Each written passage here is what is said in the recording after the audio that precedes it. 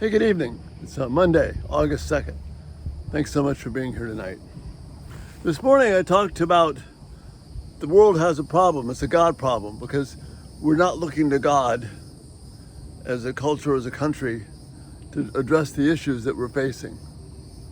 Whether it's COVID or whatever it is, we're not looking to God, we're trying to solve it ourselves. Well, for those of us in the Christian community who know God, who've been called by God, we have a similar problem. And that problem simply is this, that we don't rely on God to take care of us when He's called us to. And it's a very compassionate thing. So when I have a problem, I start looking for someone else to blame for my problem. If I've got a relational problem, I look first, well, if that person would change. If they would change their mind and their attitude, if they would act differently, if they would act fairly instead of unfairly, I would be okay. But God has a very different practice for us than that. See, my well-being, my sense of connected to God, my sense of calm and purpose, my sense of just oneness and calmness is not connected to the behavior of other people.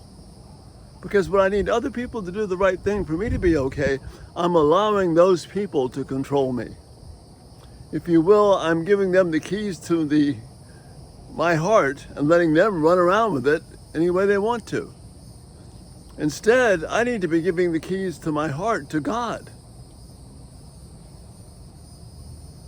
That's how I deal with treatment that's unfair, that's wrong. So often when we have a problem, we think the other person is the problem.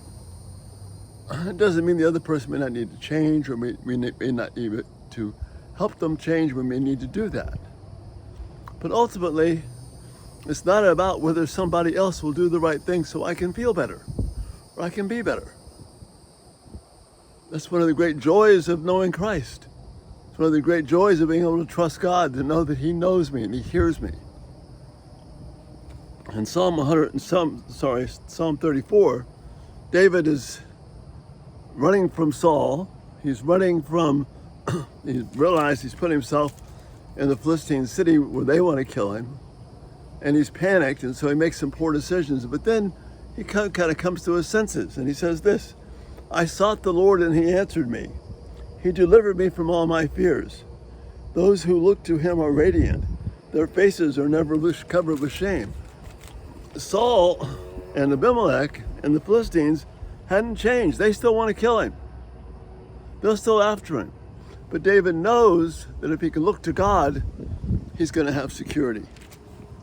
So then he says, this poor man called, David, and the Lord heard him. He saved him out of all of his troubles. The angel of the Lord encamps around those who fear Him, and He delivers them. If I can grasp that in my life, if you can grasp that in your life, that I don't need to go around blaming everyone else for me not being able to do well. What God is telling you and me in Psalm 34 is we reach out to Him and we cry out to Him. God will bless us and make us radiant and give us hope.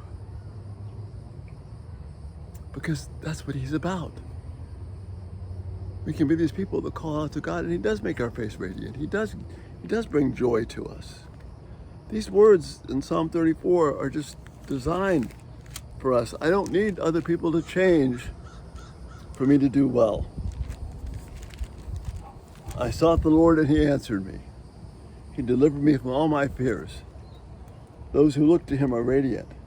Their faces are never covered with shame. Do you understand that? Somebody else may be trying to shame you. But if you're right before God, no one can shame you. No one. Don't let other people control you this way. Don't give them the keys to your heart. Give the keys of your heart to God. This poor man called, and the Lord heard him. He saved him out of all of his troubles. The angel of the Lord encamps around those who fear Him, and He delivers them. It doesn't say that the angel of the Lord will wipe out all the bad guys. The angel, He may, and we can pray for that. But my security is that the angel of the Lord encamps around me, that no matter what somebody else says to me, I don't bear that shame before God.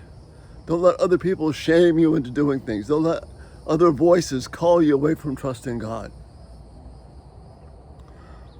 You see, our problem is not other people's problem. Our problem is we need to run to God, who hears us.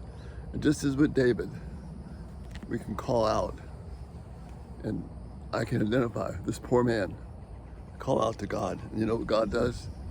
He answers. And he encourages me. And he gives me hope. And that's what he has for you and me. Don't let other people control your life and make you feel ashamed, make you feel like you have no hope. The Lord of the universe hears your plea, and he will care for you. And that's the thought for this night. So check out Everyday Talk 24/7, our website. If you haven't subscribed, turn on post notifications, and when you subscribe, and these videos will come right to you. Again, a real joy to be with you, and Lord willing, we'll see you in the morning. Have a great night. Bye-bye.